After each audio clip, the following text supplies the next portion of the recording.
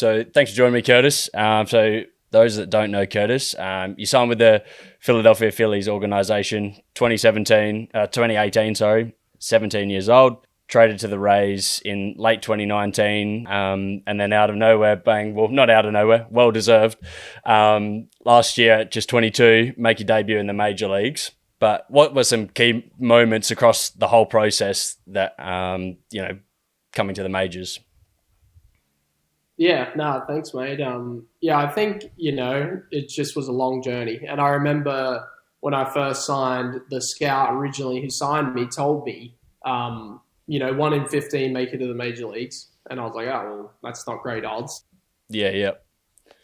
1 in 5, so 5 out of the 15 quit because it's too hard. They don't enjoy the lifestyle, and that sort of thing. And then 5 out of the 15 get injured and don't make it for medical reasons. So he said, as long as you stay hard at it and, keep the mind right and you stay healthy and look after your body, you should be a 1 in 5 chance. So I think that was the goal when I went over it there, obviously at a young age, was to try and get used to the lifestyle over there and start enjoying myself. So then, you mentioned, taking care of your body. What are you trying to do differently compared to the other guys that are now, that's the reason they didn't make it? I can't obviously comment completely on what they do. But I know that the second I leave the field or end the game, that pretty much I'm preparing for the next day. We have a crazy schedule, obviously playing every night. So I think the second that game's done, it's easy to be emotional and get caught up in the highs and the lows of playing well and playing not so well. But I try and stay pretty consistent with what I do between the last pitch of the last game to, the following pitch the next day, because I think if you stay in that routine of doing what's best for you, then usually the body responds well. So then what are there specific, that's a quick turnaround for people that don't know baseball. Are you playing 5 or 6, sometimes 7 times a week? Yeah, minimum 6, 7 probably every second week, every third week. So I think we play like 162 games in about 185, 190 days. So it's pretty, it's a different, I remember growing up playing footy and stuff, and you just have to run for ages at training and that sort of thing, which I hated. But it's a totally different fitness level. We are just on our feet for 4, 5, 6 hours every day, and you got to do it every single day. You're still running at high speeds, a couple times a game. So it's, it's just a totally different fitness than anything I was used to growing up. So lots of more preference in the weight room and that sort of thing. So you're playing that often in season. Are you actually you can't really train much. It's more maintenance on a lot of your strength and things like that. Yeah. So it's interesting. The lower levels just tried to be a set process, I guess. But in the upper levels, they just try and let you do your own thing. So honestly, guys take different approaches. We have a guy who works 5 or 6 days a week for an hour or 2 hours every day, but he's obviously massive. And so, that's one approach. I try and get in there probably 3 or 4 times a week, and I try and just go for probably 30, 40 minutes. Keep it pretty easy, get moving. Is that full body, just nice and powerful? I usually do, yeah. Probably if I do forward, be 2 totals, an upper and a lower. Pretty short stuff, lighter weight, move the bar pretty good. So, yeah. That's kind of, you use that as a pre-game, get yourself ready to go? Yeah. So some days will be like a prep stuff for the nervous system and that sort of thing. And other days you just feel sluggish and you're just trying to get going from a physical standpoint. So it just depends on the day. But it's funny, every day I don't want to work out. I'm tired from the day before and I don't want to get in there. But I find when I do get in there, I'm in a much better position before I started working out as opposed to after. After I feel much better. Is that mentally and physically you feel like that just gets you ready? Definitely. I think from a mental standpoint, I try, I think to myself, if I've worked out and done a few things before the game that's going to help me as a baseball player, then if the game goes like shit, which, it quite often does, then I know going to bed that night, I'm like, I've done all I can. to get better. So even though the game didn't go well, I can still hang my hat on that today was a productive day. Mm. And so then days where you're not in the gym before, even regardless, like are you getting to the field a few hours before? What's like a day on, it's in season every day pretty much, but game day? Yep. So obviously depends on start time, but let's go standard 7 o'clock start time. I would probably get there at 1, so 6 hours beforehand. Usually, first thing I'll do is eat. We have lucky enough in the big leagues, we have a few chefs and that sort of thing. So pretty good meal. So I try and get something big in because often I'll sleep into 11 o'clock and I don't really feel like eating early. So usually I'll get to the field at 1. And start eating, and then the next thing I'll do is check in with the trainers. So I'll get a little bit of soft tissue work.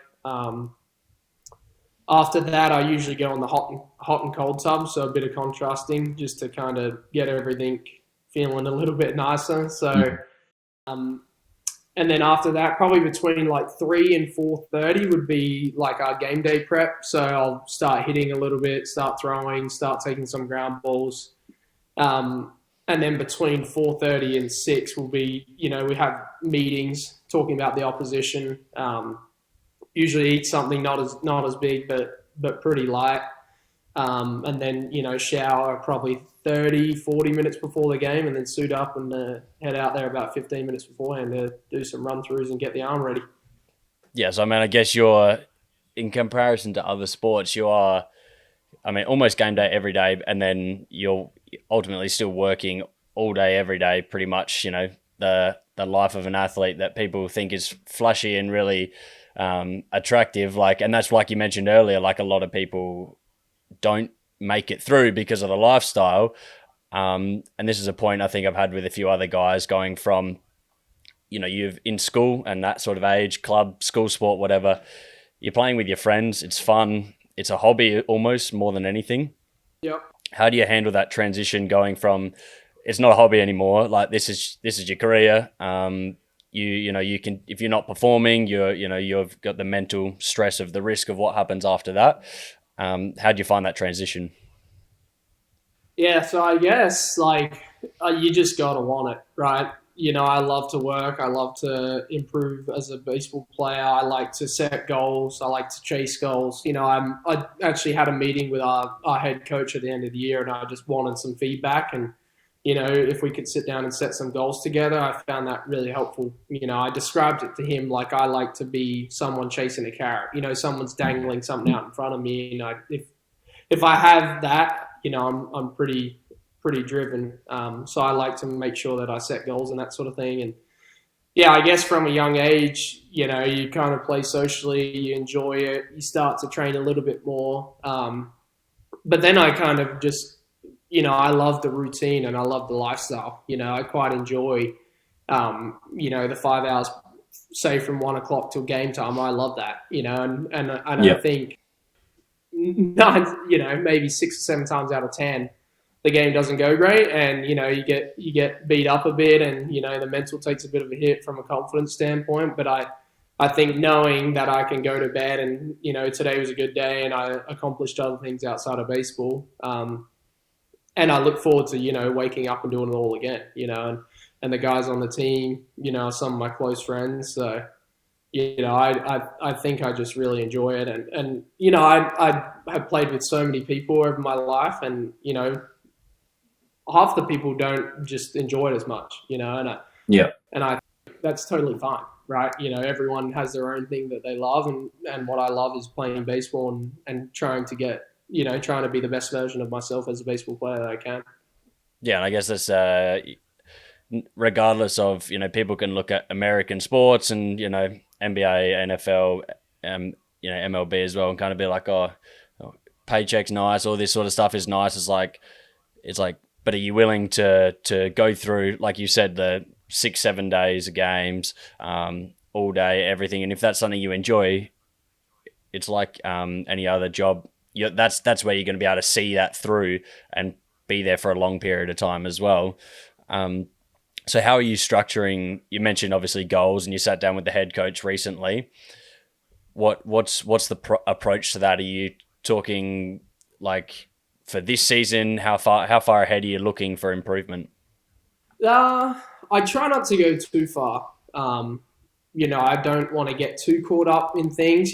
Probably a year or two is probably as far as I go, just because I talked about it earlier this year. I got injured and I had 2 months off, and I found it difficult because I knew that for the next 2 months I wasn't going to get anything done with baseball. And that was just COVID. Everything was put on hold, and you can get stuff done, but you're not going out and proving yourself and seeing where you're at on a day-to-day basis.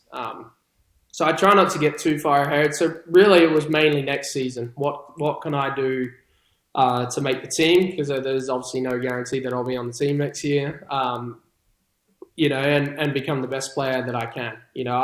I kind of, because there's a lot of politics in baseball and in making the team and that sort of thing at times. So I kind of just came at it from the viewpoint of how can I be the best player I can? Because I think if I continue to improve as a player, I'm going to play in the big leagues for a long time.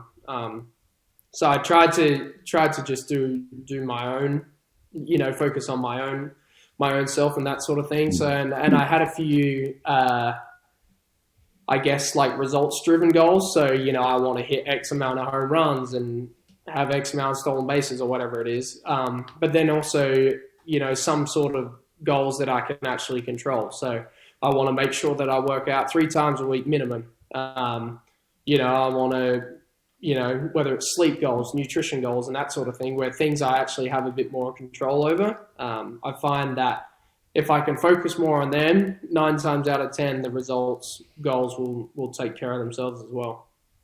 Yeah, exactly. Control the controllables sort of thing, isn't it? You can only do what you can do.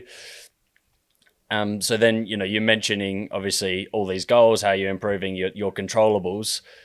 Is this purely yourself keeping yourself accountable to that? Is the partner helping you with this, or is people in the club, do they kind of, looking over these things and making sure that's happening? Yeah, I mean they do to some degree, but at the same time, they'll call you up on things, but at the same time, like at the big league level, I found that you can kind of do whatever you want. Like you're just there to perform. So if you are performing, they don't really care what you're doing outside of that. So yeah, definitely, as you said, the girlfriend helps, the family helps, surrounding yourself with good people. I think who are like-minded and have similar goals is, I think, the best outcome. Not everyone on our team is the hardest workers and care as much as I do and some of the other guys. So, but I've found 3 or 4 guys that want to be as good as they can, just like me, and surround myself with them, do my pre-game work with them, get in the ice tub after the game with them. Discuss things, try and use each other as resources. No, it's cool. And I think that comes, that's what everyone always says in all aspects of life, isn't it? Surround yourself with the, top 5 people you want to become, whatever. It's just interesting that you say, regardless of, these guys are all top level, that you're around at the end of the day, but not all of them are taking that similar sort of approach. Is that a common thing from guys that are new and maybe a little bit unsure of, like they've just entered the team and they're like not quite aware of the jump just yet, or are they guys that have been around for a long time and they're just kind of comfortable with how they're playing at the moment? They're playing well, there's no problem. Yeah, I would definitely say the latter. I think the young guys who come in probably overdo how much they do. And I'm the same way. I'd rather hit too much before the game to where I'm tired during the game, or take too many ground balls, or throw too much so my arm's a bit tired. I'd rather err on that side, where some of the older guys who obviously maybe their spot's not in jeopardy as much, but they, and maybe they just understand what they need before the game a little bit better than I do, so they prioritize their work a little bit more. And probably another outcome is their bodies. They take care of them more. They're a little bit older. They try not to do as much from a day-to-day basis, but definitely the older guys I've found kind of are a bit more reserved in their work. So Yeah, well, I guess like you said, if some of those guys like baseball, you see some guys that have been playing for 20 plus years even. yeah, I think they've learnt their body a little bit by now to see it through there. So that kind of makes sense as well. And I've found that the best players are really they might not be the hardest workers in terms of they're not there the longest, but they're definitely the most consistent. One of our best players, Yandy Diaz, who was the best hitter in the whole league at first base, he's the guy who's in the gym for an hour and a half every day. And do you need to be in the gym for an hour and a half every single day? Probably not.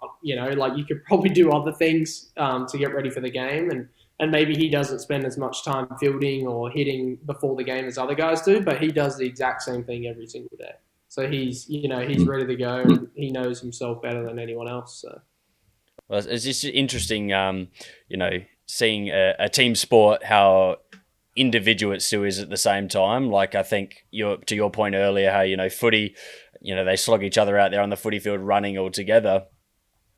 By the sounds of it, a lot of it is driven by yourself and, what you want to specifically get out of, your own training as per se. Is that more of an in-season sort of thing, off-season, like it's a bit more that footy sort of team environment, or your, pitches are together, outfielders are together, and that structure a bit more? Yeah, no, it's definitely individualized. I think that, I'm not sure if it's the right formula, but like I pretty much do my own thing. Other guys are around me, but I'm working on my own thing, doing my own little things, and the other guys are doing their own little things. And I think, honestly, that works better. Like take a footy team, for example. You all run through the same drills the whole day, but it's like, what if one bloke can't kick? You'd probably rather have him spend more time kicking, and the other guys might need to do marking or something, and not necessarily putting them all in one boat. I think would help improve that sort of thing. Because if you can just improve generally as a player, there's obviously a time of training where you need to, get your strategy and that sort of thing together and do the whole team drills. But then there should be, individual early work where you're purely working on yourself as a player. Yeah, I guess it's probably similar to if you look at a cricketer's workout or something like that. Because baseball's so specific to position, like there's a pitcher versus a batter. You might have some similarities in training, but at the end of the day, it's two completely different sports, pretty much. Yeah, but in the same thing, even the pitchers compared to the pitchers, do certain aspects really well. Some of them know exactly where they're throwing, and they never walk anyone, and they throw strikes left, right, and center. Where others have unbelievable stuff and no one can hit them, but they don't necessarily know where it's going. So it's like they're totally different in their own right, so they shouldn't be doing the same thing, because they both have different strengths and weaknesses. Yeah. So even like, you come to spring camp and all those sort of things, that's where you're getting really specific with these sort of things that you need to work on individually? Yeah, so when I was younger, you put in baskets, right? And they try and put you in similar baskets with similar players with similar things to work on. But in big league spring training, you're often by yourself and you have, one-on-one conversations with the head hitting coach, and, you really digest and dissect, I guess, what went well last year, what didn't go so well, and how are we going to attack those certain areas of weaknesses. No, that's good. So you mentioned earlier your injury not long after you kind of made it into the big leagues. And you said that was a bit of a struggle mentally because you couldn't do what you wanted to do in terms of your goals and training and everything. How is that also mentally in the fact of you've made the step, you've got into Tampa's major league team? Do you start to have some doubts of going like, early days injuries, am I gonna get back in? What's that gonna look like? Or was that like coaches helping you through? Yeah, a little bit. I mean, we actually, fortunate enough, I don't know how much. I mean, it's definitely got to be an Australian sport, right? But we have multiple mental health and mental support staff, I guess. They call them mental strength coaches. So we had one down at the complex the whole time, which I thought was awesome. And the complex is where all the injured people go. So It's like a rehab facility, I guess. And there was one bloke who was down there the whole time, and I thought that was awesome because I was 8 weeks out of games, and I felt so far away, and we have guys that have season-ending injuries, so they're out 12, 14 months. And I think the hardest thing is, just staying motivated and staying in it, because it's so easy to waste that time and then try and use the month, I guess, before you get healthy to come back. But yeah, I found if you can, maximize each day, then your rehab's probably going to go a little bit smoother. When you get back, you're going to be in a better position to play. And it's funny, I actually, before I got hurt, was probably the worst that I'd played in America for quite some time. And then after I got back, was probably the best I played in America for quite some time. So I was actually pretty pleased with how I kind of bounced back and got back into it. So, do you put that down to just your, like you said before, you were just consistent despite injury with the controllables as much as you could do? Yeah, and I think in a headspace, I was in a better mental headspace too. Before the season, I was kind of on the radar to make the team. I did okay at spring training, thought I was a reasonable chance, and didn't end up making the team. So, I felt like I was ready for the big leagues, to play in front of big crowds, play against the highest level talent, and then kind of was just let down a little bit. So then I go to AAA and I try to press and I try and become the best player ever, and showcase that every night, and it didn't pan out. I tried to do things that I probably wasn't really capable of. So then I think after I got hurt, I was able to just kind of take a step back and think about what made me a good player and how can I kind of get back to that. And when I am healthy, how can I get back to doing what I do well? So you just felt like when, that obviously that it's a bit gut crushing sort of when you think it's about to happen, it doesn't happen. So you stopped being Curtis Mead for a little bit, tried to be someone else, play a different game. But that injury actually came back as a bit of a blessing to ground yourself, to be like, how do I play? What's my, how do I play ball and do what Curtis does best? Yeah, no, I definitely, at the time, it sucks, right? But then I guess, like, I actually talked to one of the mental strength people, and they're awesome people, all of them. And I said to them, how can I get back to where I was, and that sort of thing. And they actually said right before, I probably didn't want to hear it yet, but they're like, look, this might have been the best thing that had happened to you. You get to take some time away. That's the hardest thing I find with baseball is when you're not going well, you're playing every single game. So it's like you don't get any chance to try and reset or anything. It's like you got to go to work and play every night. So it's like if it's not going so well, it just has a snowball effect. Mm-hmm.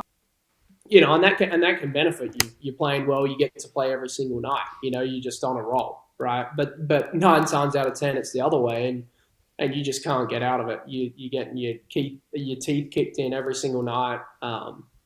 You're trying to get back into it, and it's just nothing's working. You don't have any time off. You get one off day every now and again, and you can't get your mind away from the field. So yeah, it definitely was one of the best things that happened to me last year. So what do you find? I mean, obviously, personally, the injury was what was kind of snapped you back into playing your game. Have you seen what others kind of do in a situation like that when you're not getting the break because you are playing every day? What would, or have you had that happen to yourself as well? Like strategies that you kind of, is it talking to the mental strength coach? Is it just kind of sitting down, looking at some film, or just kind of completely forget baseball for the morning and try and, reset a bit? Yeah, so it's honestly hilarious. We have so many guys who use so many different approaches. I've seen it all. I've seen guys in there at the cage for 6 hours of the day just trying to figure it out, trying to feel comfortable, watching video, just improving as much as they can and trying to get out the little kinks. I've seen guys not swing at all before the game. They just said, I'm not going to feel good before the game, so I'm just going to go and compete. It's kind of like that thing. You can think as much as you like during training and try and get everything right, but when the game comes, you can't be overthinking things. So they've gone that approach where they don't hit, they just go about their business. I've seen guys take shots before they hit. They drink some alcohol to loosen them up. I've kind of seen it all. It's been pretty funny. Some guys don't wear socks when they play because they like to feel uncomfortable in a different way rather than when they're holding a bat, they feel uncomfortable. So it's quite entertaining when someone's not playing so well. Do you reckon you got any of your own personal weird ones like the no socks or anything? I don't really. I'd probably err on the side of being a bit of psycho. I'll be up watching video at 2 a.m. and, I can't sleep some nights just because I'm so disappointed with how the night before went, unfortunately. But no, I've seen my fair share of funny ones, that's for sure. So then, if you're like mentioning sleep, you're not sleeping in your own bed for a large part of the year if you're playing away and things like that. Yeah. Hotel rooms, how are you adapting to uncomfortable mattresses, shit pillows? It's hot, whatever. Like, what are some controllables that you use when you're in bit of an uncontrollable environment? Yeah, so that's a huge point, right? In the minor leagues, before you get to the major leagues, you have to share a room with Shit. someone. So it's like we're in the same room. There's same bathroom. We're like 2 meters from each other. So it's like it's hell. Honestly, I've found the best thing is to have a roommate who's on a similar schedule to you. Some guys like to get up early. Some like to sleep in late. Some like to listen to white noise while they sleep. Some like to go out late. Um, I found having a roommate that does the same thing that I do is probably the best thing. We used to go to bed probably at 1 o'clock. We'd play some card games and kind of, digest how the night went and cool off and eat some food. Go to bed at 11. Go to bed at 1, wake up at about 11. So we were kind of in that good space and had a good routine. So I think just staying in a routine is probably the only thing that can really help with that. And so now being in the majors, everyone gets their own room, so you can kind of control most of it. Yeah. Fortunate enough, super nice hotel rooms, which make it a little bit easier. You can now have the misses along if you want. Usually blackout curtains, so it's super dark. So, yeah, no, I definitely utilize sleep as a vital kind of tool for preparation and recovery. How do you, I guess, maybe on a bad night, there's two sides to this. You play a bad game, you're laying in bed, you're overthinking, you're pissed off. It's hard to just rest for that reason. Flip side, you have a banger of a game. Yep. You're on a high. You're absolutely amped. How are you actually winding? You mentioned card games before, but obviously you don't want to let yourself drift out into being, 3 o'clock at night, and before you get to bed, you got to back it up the next night. What are you doing to try and unwind after a game? I try and eat as close as possible to after the game. I found that when I eat later at night, I don't feel as tired. I haven't fully digested the food, and I find it harder to sleep.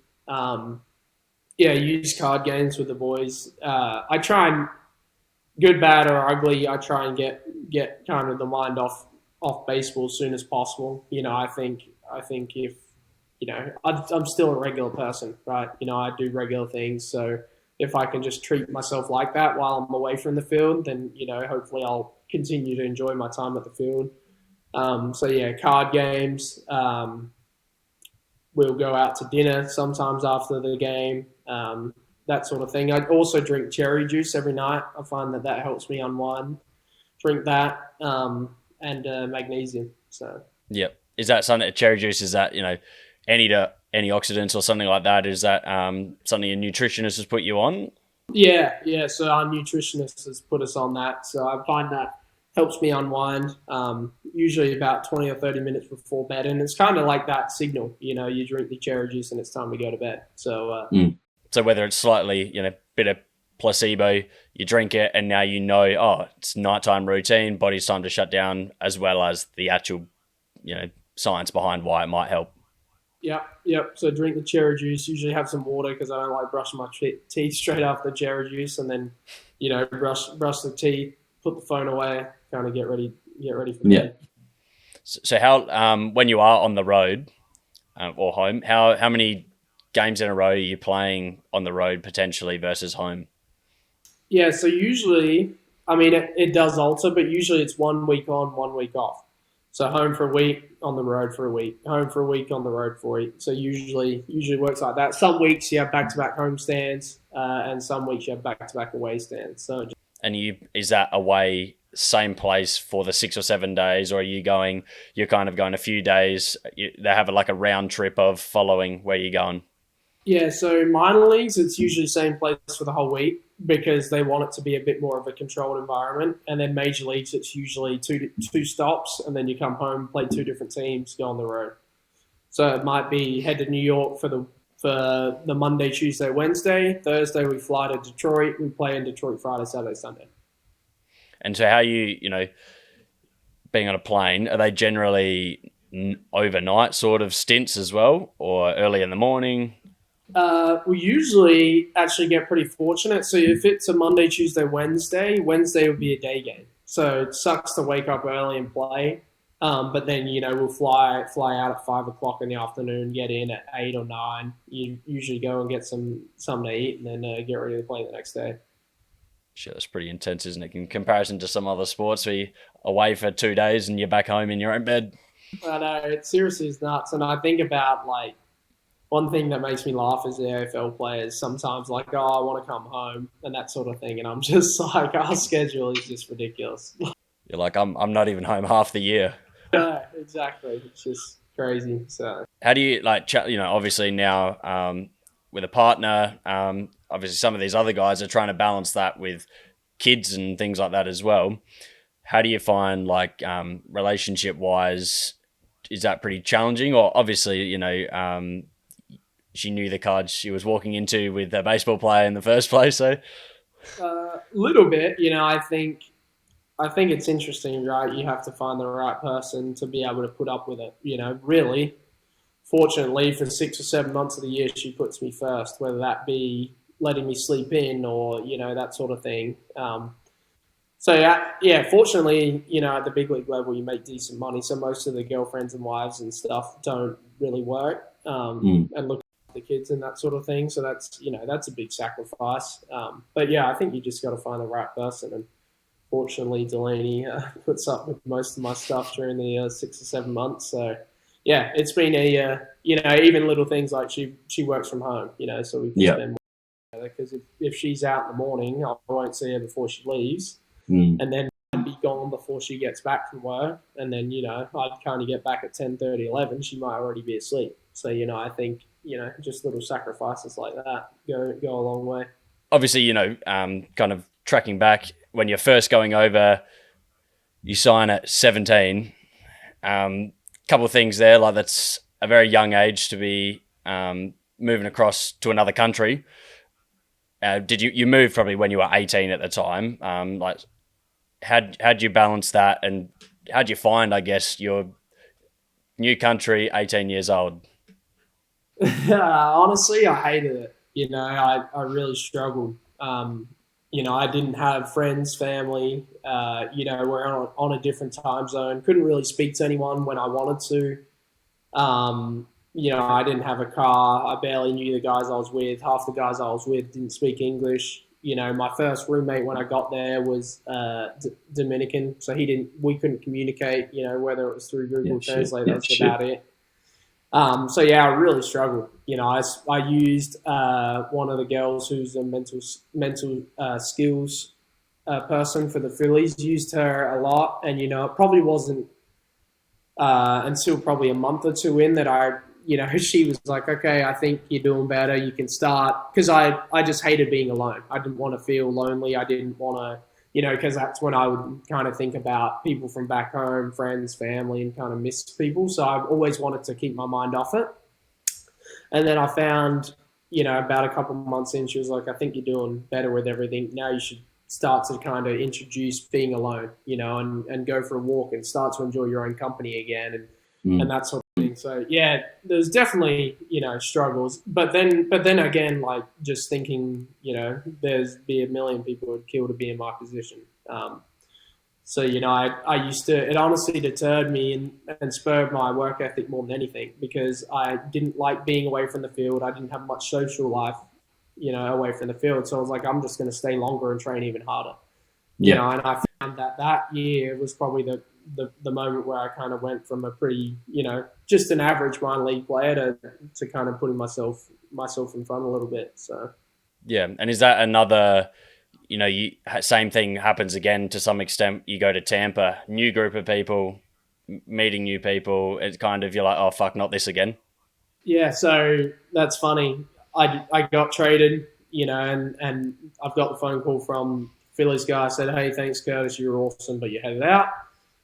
Rays guy calls me, "Oh, we're so excited to have you, blah blah blah." And my first thought was, dude, I just got comfortable with the Phillies. I met all the staff, I met all the teammates.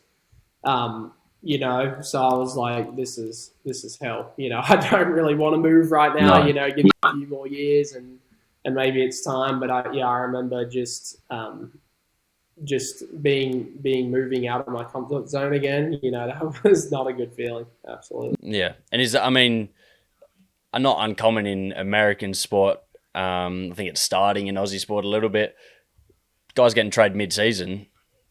That challenge in itself. Obviously, I mean you've not experienced that personally.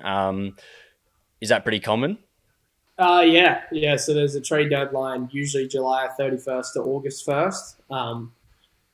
And we've actually had it where a guy we're playing on the other team is actually coming to our team, and vice versa. One of our guys is going over there. So In the same, like, while you're away, they play one game. and they get a phone call and say, "Hey, head over to the other change room." And they're walking in, introducing themselves to all these different guys. So Hope they didn't talk too much shit the night before. no, exactly. So it's definitely an interesting experience, and that would be even more challenging, than what I went through, because I was kind of doing the same thing, but just in 3 months' time when I went to fly back, I was just going to a different spot. Yeah. So do a lot of guys? I think a few guys I've spoken to that are in the baseball space. Like some guys, because you're not home for a large part of the season, you'll kind of base themselves like maybe a Florida or something like that, or Texas, and then they may be playing for New York, but that then if they're moved around, it doesn't matter too much. Yeah, so obviously the American winter is brutal in some spots. So most guys go to Florida, which is where half of the spring training places are, and obviously super nice weather. And the other half probably go to Arizona, which is where the other half is, or that sort of thing. And they might have one wherever they say they play in New York. They might have a house in New York. Say they grew up in Chicago, they might have one in New York where they play, one in Chicago, and one in Arizona, where they should train. So it's training for 3 months of the year, home for 3 months, and then obviously playing the other six. Yeah, well, very different lifestyle to most sports, isn't it? It is. Hang on, I'm just going to grab my charger. Yeah, you're fine. So, I mean, we mentioned earlier, like, you remember playing footy. I remember, most people in school where, see Curtis Mead running around on a Saturday and you go, oh, he's going to play AFL footy. Why? How do you choose? I know obviously Dad, Tim, like he, but baseballer himself. So I'm sure you go around to your place and it's on the TV all the time. Yeah. But how'd you make that decision to go baseball over AFL or football? Yeah. So that was wow. I growing up, it was football. I wanted to play in the AFL. That was the goal. Played for school, played club, played at juniors SNFL. And then I one year I quite enjoyed baseball. It was a very social game for me. I trained twice a week. On the weeknights I played. Not a lot of people played, so I was one of the better guys out there. I had pretty good hand-eye coordination, that sort of thing. And then I remember I was under 16s or under 18s for the Eagles. I told them at the start of preseason, I said, I like baseball. Can I train once? Because they had the same training days, Tuesday, Thursday. I was like, can I train once with baseball and then play on the weekend? And can I train with you guys on a Thursday? And then, when baseball's done, I'll obviously train twice, 2-3 times a week. At the time, they were like, yeah, no worries, all good, that sort of thing. And, I wasn't the best player on the team, but I was probably in the best 5 or 10, right? Round one comes around and they don't pick me. And I'd been training 2-3 times a week for probably a month or two. Baseball had been done, football comes around, I'm full footy mode, I'm loving it. And they don't pick me. I was like, oh, that's weird. The next Tuesday at training, I was like, oh, is there a reason you guys didn't pick me? I thought I was going to make the team. I was quite surprised. And they said to me, "Oh, well, you've chosen baseball over football in the preseason, and all these guys have trained twice a week. The whole preseason you only did one, so it's not fair to pick you over there." I was like, "Oh, okay, right, that's interesting." I guess I get it, I understand, but at the same time, like, I'm 14 or 15 years old, like, Yeah, you're going to be playing multiple sports. Like it's I'm doing something, right? It doesn't totally matter. It's not like I'm laying on the couch. So then that goes around. That goes for like 4 or 5 weeks where I didn't make the team, and we had a 10-week season. So that happened 4 or 5 times.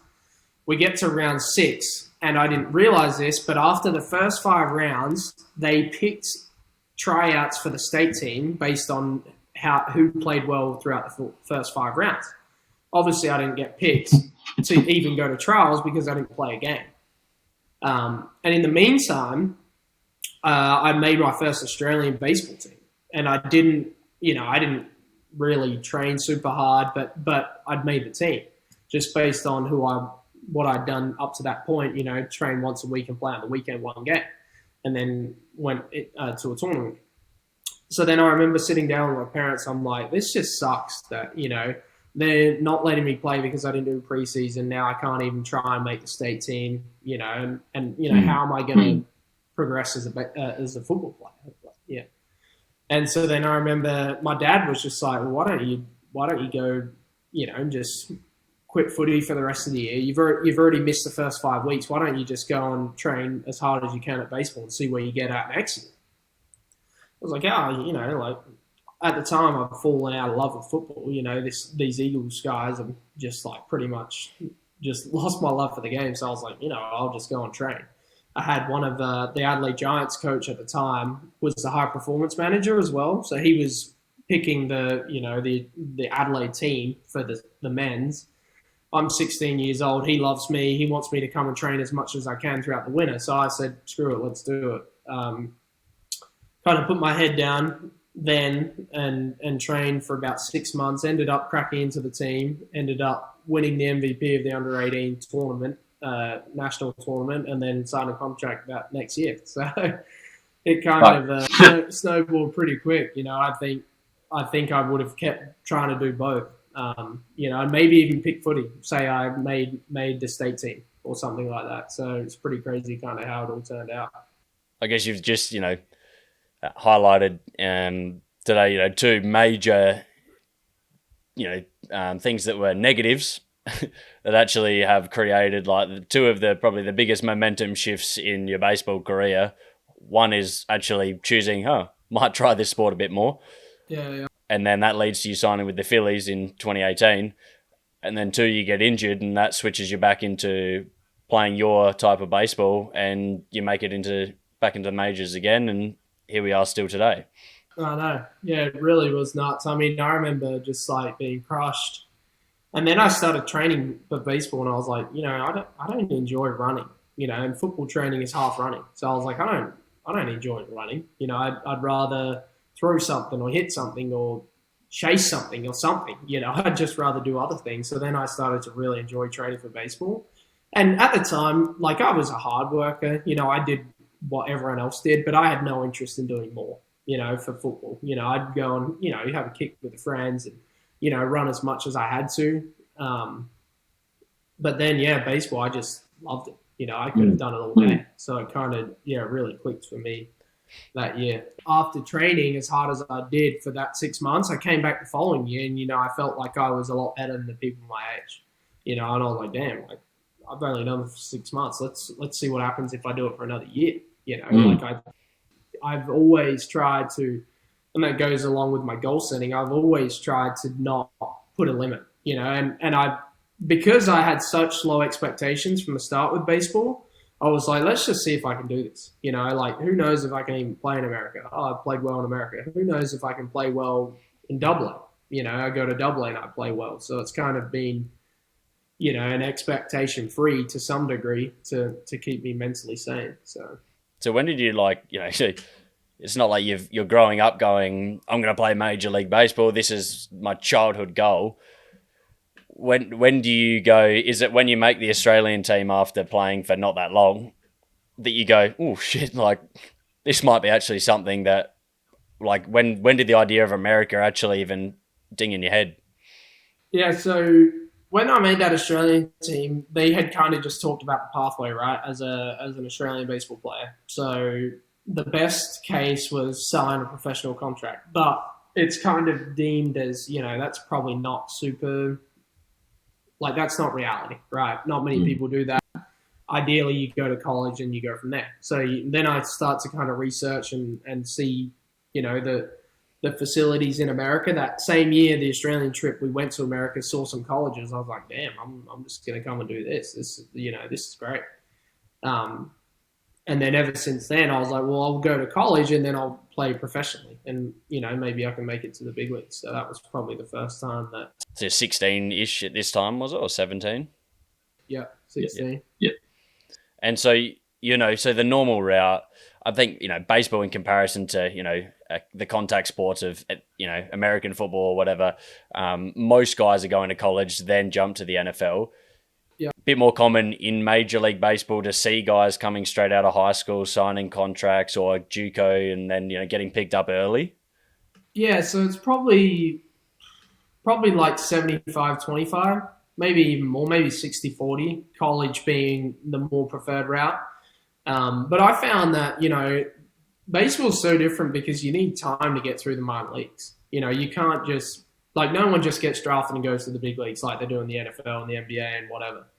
So it's like if you can get in the system at a younger age, you just have more time to kind of mess up. You can progress as a player. And I felt like when I was weighing up the options, I was like, if I can just go and be with, more experienced coaches at better facilities, why wouldn't I do that? And I don't even have to worry about doing school. So, I'm happy to do school as a backup plan, but if I'm going to really give this baseball thing a go, let's actually give it a go.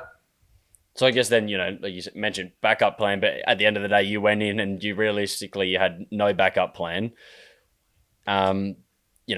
Parents, people around, obviously I know what people would, say teachers at school would, I'm sure if the conversation came up, there would have been a concern. Hey, you're not going to be studying anything. What if it doesn't work? And all these sort of things. What's going through your head in that sort of situation? Are you just a big fuck you, like I'm going to make it work, or what? Yeah, so it's interesting. A school teacher at Emmanuel, you could probably pick a sports teacher who was very negative towards me. Remember, she was like, "Oh, like, what are you going to do after you don't make it?" And I was like, "Well, I haven't even tried yet, so I'm not really worried about that. I'm going to kind of, and like the ATAR was relevant for 2 years, so it's like." I think that annoyed her, was like, he's not trying at school right now. I'm like, well, I'm going to be gone for more than 2 years, and that's kind of a given. So it's like, I'll just redo everything. I'm totally content with that if that's what comes about. But I'm going to, I'm not worried about that right now. I'm going to do as much as I can to be the best baseball player I can. And I'm not worrying about your PE class. No, yeah, I guess you have to attack it with this is the one. Well, I guess, if you're not attacking it with that sort of mentality, you're leaving stuff on the table then. Oh, well, that's like, things I achieved this year were deemed, just unrealistic. Not many people play from Australia. Not many people make it from Adelaide. So it's like, well, why not just see what I can do? Like, no one's done it. I get that. But, like, why can't I be the person that does? Someone does it every time, So it's like, yeah, there's always got to be a first and always got to be the next. And, now you've probably, like I've seen it, I know I've trained a couple of times at the Australian Athletic Centre that you've been at. And, I've seen some of the stuff that they've put up about, young guys talking about how, I'm hitting the baseball like I'm Curtis Mead and all these sort of things as well. It takes someone like yourself that, stuck the finger up and kind of just, stuck to your guns. And then the next generation starts to be like, hey, who cares if I'm from Adelaide, Australia? Like, that doesn't mean I can't be a competent baseball player or other sports, for that example, could be, other international sports that are not big in Australia too. No, exactly. I mean, I've found, it's been super humbling coming home this time, a lot more recognition, some people talking about how cool it is and that sort of thing. And, it's been awesome. I try and tell kids, I was in the exact same position you were like 5 years ago. Like, there's no reason you can't do it. I didn't take baseball seriously until I was 16. Like, it's not too late. You just got to want it, and just got to put the right things in place, I guess, and you got to put in the hours. It's like anything. So I think that's kind of been my message to the young kids here is, like it might seem like a long shot, but it can be done. So. And regardless of it's still a long shot for Americans. Like it's just a small percentage, regardless, and just because you're from Adelaide, Australia, doesn't, or anywhere in Australia, doesn't mean that the opportunity is lesser because there's still people looking. No, exactly. So did you most of what where people are finding and seeing your sort of stuff was through playing for the Giants in the Australian League, playing for Australia? Is that where most of that came from? Yeah, and I went on. Actually, Baseball Australia is doing a good job. They have, maybe 2 or 3 trips a year where they take over young players and they show them what the colleges look like. And at some of those events, you play colleges and you play low level professional league teams, and they have scouts there. So I think I got a little bit of interest from some of my performances there, and then some of the national tournaments here, and obviously playing for the Adelaide Giants at a young age. Mm. So, like young age, signing 17. Did you find there was any on a personal level at school, or the people from baseball in general that only started to care about Curtis Mead because he's going to the Phillies? Didn't you hear about this? And there's all this chatter going around. Did you find there was a few leeches coming on board as per se? Maybe a little bit, but I think you kind of know straight away, right? You know who's kind of being your friends and that sort of thing, and you kind of understand pretty quickly. And that doesn't mean that you can't be friends with these new people. You just know, I guess, deep down what their motives are a little bit. But no, not really. I mean, I try and be friendly with everyone, obviously, and you just know who your close friends are and who's in your circle. So. Yeah, definitely. And so then moving forward, you mentioned you're not sure, even where you'll be next season. Is contract up with Tampa at the moment? Like, what does that next season look like for you? So I'm on a 6-year deal with the Rays, and that's just standard for once you make your debut, you're on a 6-year deal. But obviously that can be terminated at any point. I can be traded. I can be, taken back to a minor league contract.